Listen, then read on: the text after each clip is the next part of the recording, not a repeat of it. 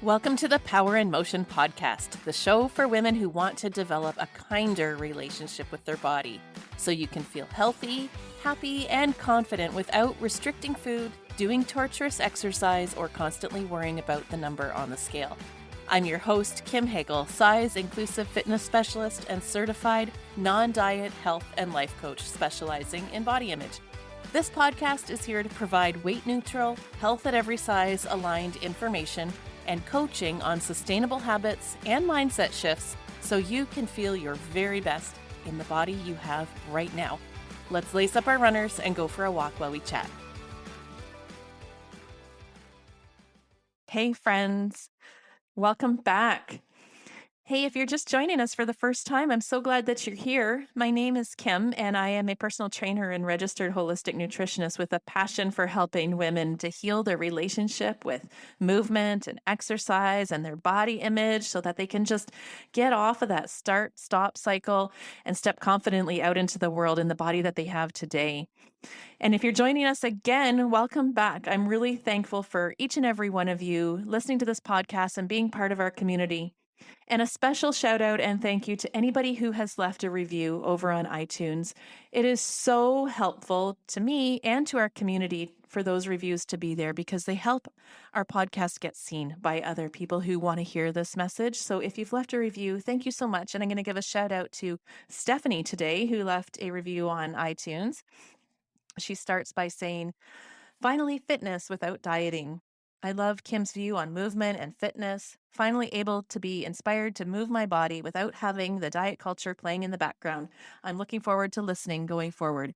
Thank you so much for your review, Stephanie. It's definitely appreciated. And for the rest of you, if you're getting value out of listening to this podcast, it would mean the world to me and to other women out there that need to hear this message if you'd leave a review over on iTunes. Awesome. So let's get started. Today, we are carrying on with our series about the 10 principles of joyful movement. And today we're talking about principle number 5, which is respecting your limitations. I know we'd all love to think that we're Iron Woman and we can do anything that we set our mind to, and we can, but we're also human beings and we have limitations. So today is all about learning where that limit is and staying within it in a respectful way. Up until now, in the previous weeks, we've been focusing on motivation and breaking down diet culture, disconnecting our movement practice from trying to lose weight. And we've really been focusing more on the reasons why we struggle with exercise, why having a daily movement practice is difficult. And for a lot of people in the world, that is the issue. Getting motivated to exercise or beginning a daily movement practice is such a huge struggle. But then there's people on the opposite side of it, where they exercise too much, go too hard, too often, set these big goals that are unrealistic and almost unachievable. And that's what we want to get into today. Understanding where that fine line is between challenging ourselves and going too far and overtraining. So while moving our body and being physically active most days is great, like everything else in life, too much of a good thing is never a good thing. And it can be really hard to know where the line is sometimes between good movement and wanting to challenge ourselves and progress, but then going too far.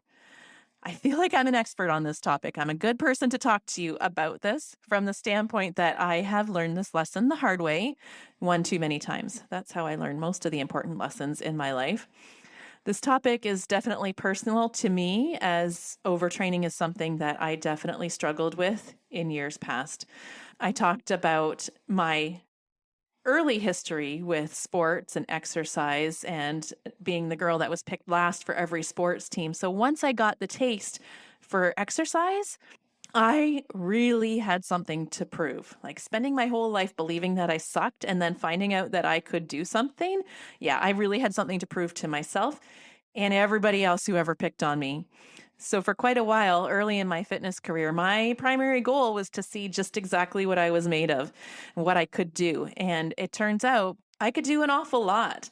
I did a lot of great things, but I'm not actually sure how well they served me. I actually ran a full marathon back in 2015, which was amazing, but not without some pretty major injuries and consequences that landed me grounded for a really long time after. It really didn't do a whole lot for my overall fitness. And unfortunately, I circled through this cycle of setting big goals and working my butt off to achieve them, and then burning myself out, getting injured, having to rehabilitate and start all over from the bottom far too many times.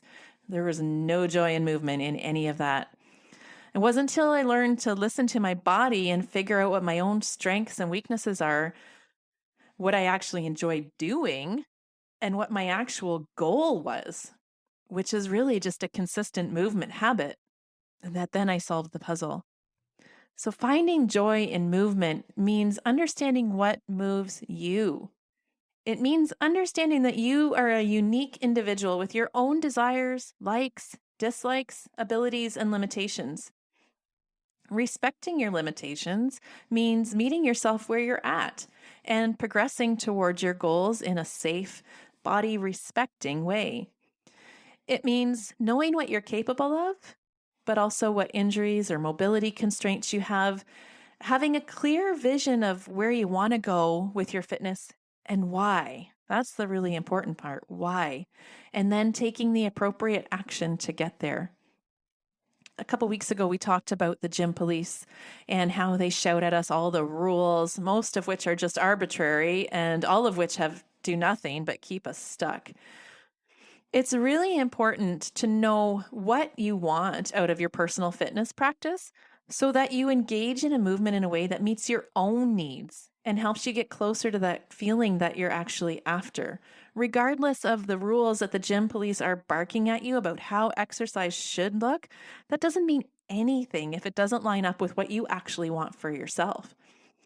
And the majority of women that I work with are looking to move or exercise just to improve their overall energy level and mood, get stronger overall, and basically move through life with a little more ease. If that's your goal, killing yourself at the gym is absolutely unnecessary. We'll talk about why in just a little bit. But even if you're an athlete and you're training to complete or place in a specific event, of course, you need to progress in your training and you need to challenge yourself, but it's still super important, probably more so in this case, to know and respect your limitations. For athletes, they can get a little bit competitive, and I know because I have been there and I am one. The gym police can show up as rigid training plans, these strict schedules that you must follow if you want to excel in your sport. And as a runner and duathlete myself who has competed in many events over the years, I know all too well how that competitive spirit can take over and drive you to constantly be pushing your limits. And that feeling that if you stray from the plan, you might not achieve your goal is so hard. Managing the athletic mind while listening to your body takes more discipline than any training program I've ever seen. When we get fixated on a goal and buy into all the rules and training plans without questioning them for ourselves, it's easy to become obsessed with exercise, and that can end us up worse off than when we started. Okay, so I have a little lesson for you in exercise physiology today. There's two principles that I want to teach you about. The first one is called the progressive overload principle. And this one's pretty straightforward. Basically, in order to progress in your fitness, we need to gradually increase the intensity or duration of activity in order for the body to become stronger, faster, more flexible, have more endurance, or whatever the goal is. You've got to gradually progress the intensity or duration of activity. Important to state that this principle is only relevant if your goal is to improve your fitness, and not all of us want or need to improve. I mean, that's where I am at right now. I'm perfectly content with my fitness level. I'm not training for anything in particular. I'm happy with my strength. I'm really just content to have a daily movement practice. There is no reason for me to consistently up the intensity of my workout, and that is totally fine. So bear that in mind. It is perfectly okay to just maintain your fitness. We don't always have to be trying to get better. So that was the first principle. The second principle that's really important is the rest and recovery principle. And this is the one that we always forget about. Everybody seems to understand the progressive overload principle because we all keep upping our intensity and keep working harder, but we either forget or don't know about the other half of the equation, which is that the body needs time to rest to integrate all the work that we've done in order to make the gains. Explaining this principle of rest and recovery really works best in a visual way. So I'm going to do my best to try to describe it for you. So picture a graph, a simple graph with an x-axis on the bottom and a y-axis on the side. The x-axis is time and the y-axis is your fitness level. So we're going to place a dot somewhere in the middle of the y-axis as your baseline fitness today. So how this works with the rest and recovery principle. We place a dot today where our baseline is, and that dot represents the movement or exercise or workout that we did today.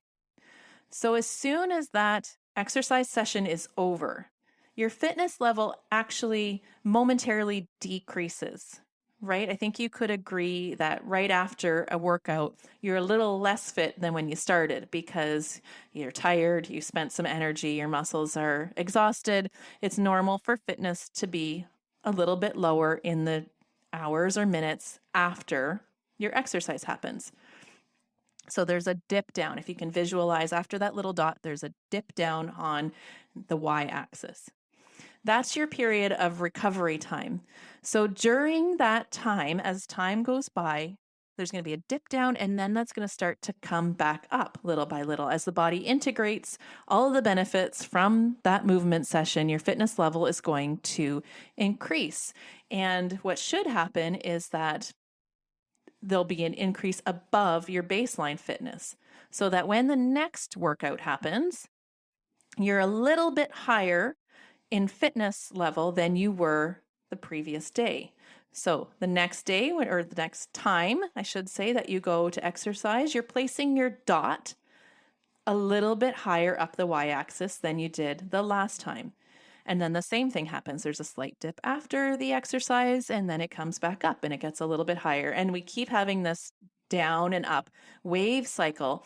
But if you drew a straight line through the curve, you would see a straight line that goes in an upward direction. Your fitness level would be gradually improving over time if you are resting properly. All right, so that's the first part of this. Now, if you were to take and combine the two principles of progressive overload and rest and recovery, if your goal is to improve your fitness, and only if that's important to you, you will need to increase the intensity or duration of your activity, but they need to be balanced together. So this is where it can get a little tricky, and I see this all the time. It's really crucial that you meet yourself where you're at when you increase the intensity or duration of your exercise. The body needs ample time to adapt and integrate the changes that you implement in order to keep progressing in an upward fashion. And there's no hard and fast rules about how much recovery time is needed after any given type of workout. It just really depends on the individual knowing your own body. So back to our graph, if your workout was very intense, we're going to place a bigger dot on the graph. And what you're going to see is a bigger dip down in fitness level after, right? The harder the workout, the more recovery time that's needed in order to see the gains. So it might take 48 hours just to return to baseline and another 24 to get the improvement from it. So you'll see that that takes a longer time to come back up to baseline and go beyond it. So what that means is you don't want to place another hard workout on your graph until you've come up on the upswing from the last one. If you go in tomorrow and do another hard workout when you're not even back at your baseline, you're going to put another big dot on your graph, but it's going to be at a lower point than your baseline fitness level today because you haven't recovered. And then you'll dip down even lower than you did yesterday. And then you come back up a little bit and you put another hard workout there, but it's lower than it was today. And you, over time, will see a gradual decline in your overall fitness level, which could translate as being injured. So I hope that visual makes sense. But what I'm trying to say is that the harder work you put your body under, the more time that you need to allow the body to integrate all that. Even professional athletes know about this. They know that when they do a tough workout, the next 1 or 2 sessions at the gym need to be lower intensity while their body integrates and makes the necessary adaptations. And also important to note that athletes take full seasons of rest and recovery and rehabilitation where they take the intensity way down and focus on correcting any imbalances, strengthening their core, and things like this. So recovery, on the other hand, doesn't have to mean doing nothing. It just means lowering the intensity or working another part of the body while the part that you worked intensely recovers. For instance, if you did a really hard leg workout today, you might not want to go for a run tomorrow. Maybe tomorrow you work arms or you do some yoga, or, if you did a big long run today, tomorrow might mean riding your bike, right? So you just shift and make adaptations. You don't want to keep bombarding the body with the same hardcore movement day after day after day. So next question, how do you know if you're pushing the right amount or overdo it? And the great thing is that our bodies are brilliant at letting us know what it needs. A few weeks ago, we talked about the concept of embodiment. That was back in episode 4, being in our body and aware of how we feel, not just in our physical body, but also our mental, emotional, and spiritual bodies is so important. We get signals from all 4 areas to let us know if we're on the right track. And being able to tap into that body's wisdom and listening and acting on it, that's the key. So if you're exercising at a level that's right for you, here are some things you should notice. Overall, you're getting stronger or faster. You see progress in your exercise sessions with what you're able to do. Secondly, your activities of daily living seem easier. So maybe it's not as hard to get up and down the stairs. Maybe you're more flexible and mobile.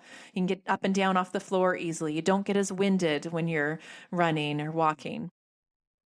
Third, you get great sleep and you wake feeling rested. Your energy levels are steady and consistent and sufficient enough to get you through the day. Your motivation is consistent. You enjoy getting up and moving regularly. Your overall mood is positive. And lastly, you think clearly. You're able to focus on tasks, make decisions, communicate well. In general, life is good. But on the other hand, here are some red flags, some signs from your body that you're maybe overdoing it and not respecting your limitations. Number 1, workouts that you'd normally be able to do feel unusually hard. That's a sign that you haven't given adequate time to recover and you're starting to see a decline in your overall fitness. Like if you can normally run 5 kilometers and that's easy for you, it doesn't bother you in any way, and the next time you go out, your legs feel like lead and you have to just plow through it, that's a red flag.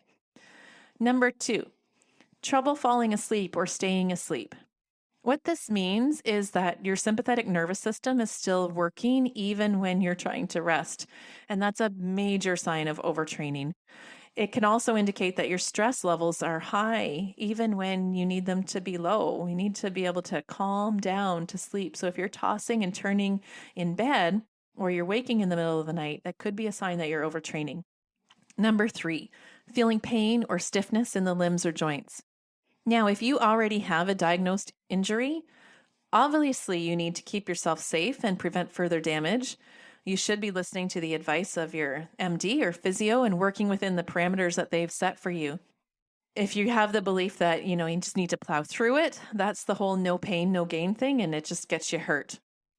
However, if you're noticing an increase in pain in a pre-existing injury or muscle soreness that's extreme or frequent or new aches or pains, that's your warning sign that you've overdone it. Remember, the goal here should always be to get better, to make progress. I mean, injuries happen from time to time, but hopefully they're just a fluke or the result of some accident or mishap, not a result of your daily movement activities. Number 4, If you're feeling more moody and constantly tired, movement is supposed to make us feel good. Due to the high level of endorphins and dopamine released and circulating in your body after a workout, it's supposed to be a good feeling.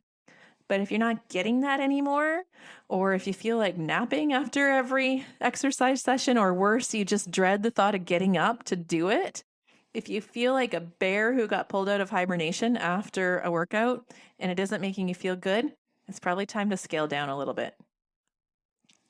Number 5 is craving sugar. Now, I'm not saying at all that sugar is a bad thing. As a nutritionist who practices intuitive eating, I really believe there are no good or bad foods. Go ahead and eat sweet things to your heart's content. But if you find yourself craving it or are ravenously hungry due to upping your exercise intensity, that's a sign that your body is depleted and starving. Cravings are a result of restriction or insufficient nutrition to meet our energy expenditure.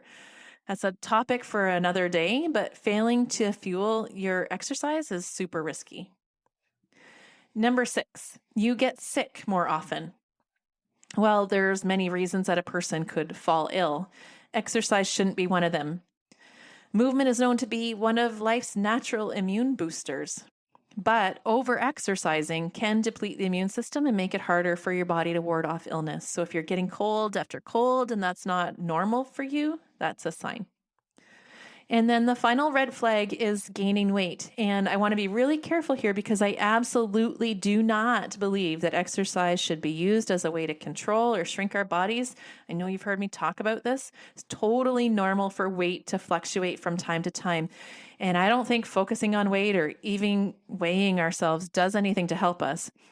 But you can't deny the fact that one of the results of moving our body is that calories are burned. And if you find yourself feeling like your clothes are getting tighter, even though you're exercising lots and eating reasonably, that could be a sign that your body is stressed. Cortisol is the hormone that is produced by our adrenal glands when we get stressed out. And it's normal during and after movement to see a little surge in cortisol. But we should also have those happy hormones flowing through like dopamine and oxytocin. So that levels it out. But a consistently stressed body means that you have consistently elevated levels of cortisol. And one of the side effects of high cortisol is metabolic dysfunction. The body doesn't properly digest or metabolize calories when we're stressed because it's constantly in flight or fight. And then weight gain can happen. So what I'm saying is if you're exercising an awful lot and feel like you're gaining weight, no matter how hard you work, that could be why. It's a big red flag. So if you're listening to this and it resonates in you, or if you're feeling tired and unmotivated and recognizing that maybe it's because of overtraining, well, good for you. Acknowledging what's going on is the first step. And awareness allows for choice, which is how we change.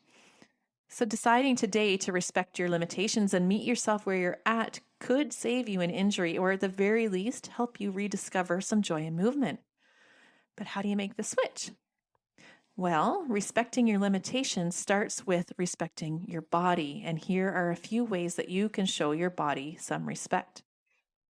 Number 1, nurture a relationship with yourself that considers the needs of your whole being, not just your physical body, but your mental, spiritual, and emotional body as well. What level of intensity allows you to feel your best and give your best in all of those areas? Number 2, take a minute and rethink your goals around fitness. Get really clear on what's important to you and why. What are you actually wanting to gain from your daily movement practice? Is it possible you're already fit enough? Do you need to keep progressing? And if yes, why? How will getting stronger or faster or more flexible better nourish your whole self and help you become the person you desire to be? Number 3, scan your body before each movement session and ask yourself, what is the most respecting choice for my body today? It's okay to have a training plan, but if following it rigidly causes you to dread working out or causes you to push through pain or discomfort or ignore your need for rest, then it's not respectful. I do a body scan in each of my group fitness classes at the beginning while we do some mobility warm-ups. And the whole idea of it is just to connect with our body, all the different parts of us, and take a moment to notice how we feel so that we can set our intention for the movement session and decide what's going to serve us best for the next half hour, 45 minutes while we move our body. So I highly recommend that you do that. And then also at the end of your session to make sure that the intention you set at the beginning was met. Okay, number 4, if you're injured or have physical limitations of some sort, you need to figure out how you can move your body without pain.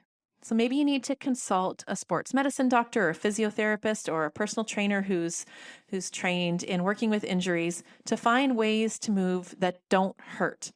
I honestly believe that movement is needed and available to everybody. There's so many fun, challenging, and interesting ways to move, no matter what obstacle you're up against. So figure out what moves you. And number 5. This is really important. You need to know that your limitations don't mean anything about you. We all have limitations. None of us are excellent at everything, and we all have setbacks. Choosing to believe that there's something wrong with you or that you're less than if you're not the best, or that you deserved it if you got injured, that's going to set you down a path of using exercise as punishment. Respecting your limitations also means respecting yourself. Even if you're not where you want to be in life or in your fitness, even if you wish to grow and improve, you deserve to treat yourself with respect in the current moment. Okay, so I hope that helps you, friends. Maybe gives you some food for thought. Get your wheels turning about how respecting your limitations and yourself can help you have more joy in movement. Before we sign off for today, I have a couple further resources that I want to share with you that you might find helpful. So we're coming up on the holidays here in a couple of weeks. And I don't know about you, but I always start evaluating things around this time and start thinking about goals for the next year, how I want things to look coming up. Now, I hate New Year's resolution, the whole new year, new you BS that diet culture spews at us every year this time of year. Are you with me on that? I mean, none of it works. We try it and we fail. We end up worse than where we started and we feel like a total failure. Can we all just decide this year that we're not going to do it? Can we make 2021 the year that we say no to diet culture? Can that be our New Year's resolution? Can we just stand up as a group and say hell no to playing small and believing that shrinking our bodies is where we'll find our worth? If you're with me on that, then I want to invite you to attend a free webinar that I'm holding on January 6th at noon EST. It's called This Is My Year, Goal Setting Like Never Before. We're going to take everything that you know about goal setting and flip it right on its head. Forget about SMART goals. We're going to 10x goal setting to help you set goals that light your soul on fire and that you'll actually achieve. No more feeling like a failure, not good enough. This is your year to go after what you want. I happen to know the reason why 90+% of goals go unmet, and I'm going to help you bust through that. You're going to learn real life practical tools during the webinar. I'm going to coach you through the goal setting process. You're going to get a great workbook as well to help you get clear and put your goals on paper. And there's also going to be time to ask me questions at the end. The webinar is free and it will be recorded if you can't make it live. But of course, you'll want to try to get there live so that you can have the chance to ask me questions in real time. So you can go and register for that free webinar on my website, radiantvitality.ca/thisismyyear.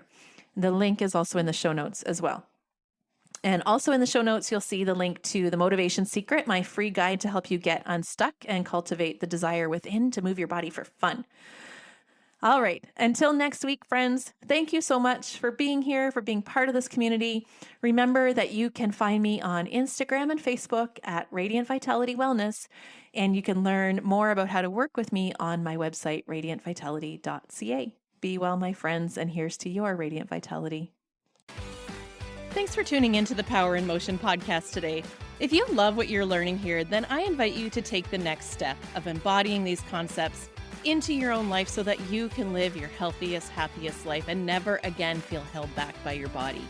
Coaching is the fastest, most efficient pathway to taking what you know in your head to actually applying it and seeing results. Whether you're looking to make changes around movement, food, body image, or all three, I'm here to help you nurture a kind, respectful, and trusting relationship with your body so you can feel your very best. Click the link in the show notes to book a free consultation, and together we'll uncover what's getting in the way of you having the results you want. You'll leave this call knowing exactly what you need to work on, and together we'll explore whether one of my coaching offers is a good fit for you. I can't wait to meet you.